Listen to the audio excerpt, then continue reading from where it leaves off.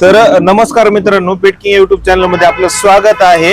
तर काही दिवसांपूर्वी आपण जर्मन शेफर्डची पिल्ली इंस्टाग्रामला टाकले होते, तर सरांनी ती ऍड बघितली होती। सरांना जर्मन शेफर्डचा फिमेल पप्पी हवा होता, तर पप्पी घेण्यासाठी सर आलेले आहेत। सर, तुम्हाला पिल्लू कसं वाटलं? छान वाटलं, जसं तुम्हाला दाखवले तसं भेटलंय।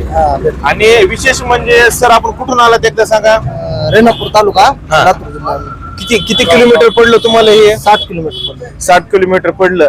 60 किलोमीटर असून सुद्धा सरांना जवळजवळ विश्वास पटत नव्हता की आपण पैसे टाकल्याच्या नंतर पिल्लू भेटतंय का नाही।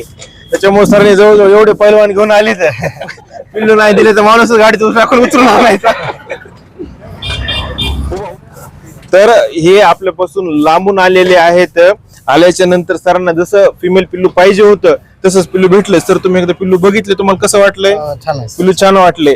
आणि आता या पिल्ल्यासोबत काय माहिती का, आता उन्हाळा चालू आहे, विशेष तर मग सगळ्यात पहिले तर आंघोळीचं। आंघोळीसाठी आपण लहान पिल्ल्याला नॉर्मल शॅम्पू वापरला पाहिजे, जेणेकरून काय होतंय की पिल्ल्याला टिक्सचा शॅम्पू वापरला तर पॉइझन व्हायचे चान्सेस असू शकतात। त्याच्यामुळे हा शॅम्पू वापरायला पाहिजे। त्याच्यासोबत एखादं चांगलं मल्टीव्हिटॅमिन द्यायला पाहिजे।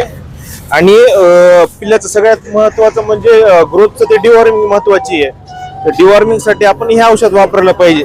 आणि आपण सरांना सोबत थोडंसं डॉग फूड देत आहोत, कारण इथून गेल्याच्या नंतर चेंज झाल्याच्या नंतर इंडायजेशन वगैरे काही होऊ नये म्हणून तर आपल्या सोबत फूड देतो। हे सर मिक्सर मधून काढूया, कारण मिक्सर मधून काढलेलं माझं संपलंय।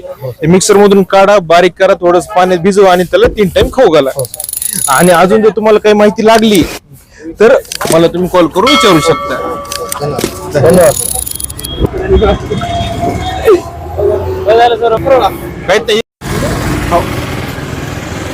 झाला ते पिल्लू घेऊन निघाली मंडळी सगळी।